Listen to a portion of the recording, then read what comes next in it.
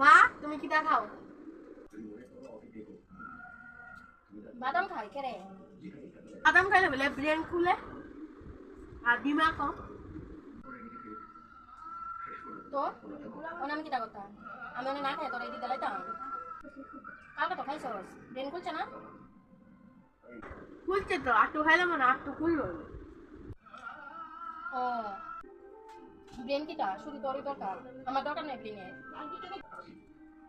ব্রেনের আমারও দরকার আছে। কালকে তোরা খাওয়াইছি, আজকে আমি খাবো। আর আমি খাইলে আমার ব্রেন হইব না, সব দিদিও লাগতো না, অল্প কটা দিলি না। দিও না, আমি সবটি খাবো না, অল্প একটু দো না, কয়টা তো দো। নে খা আমার বাগেরটি। বুড়া হইলে তো আর খাওয়াইতি না। তখন কবি তোমার দাঁত নাই, কেমনে খাইবা? আর না কবি বাদাম খেলে তোমার পেট খারাপ করবো, বাদাম খাওয়ানো লাগবো না।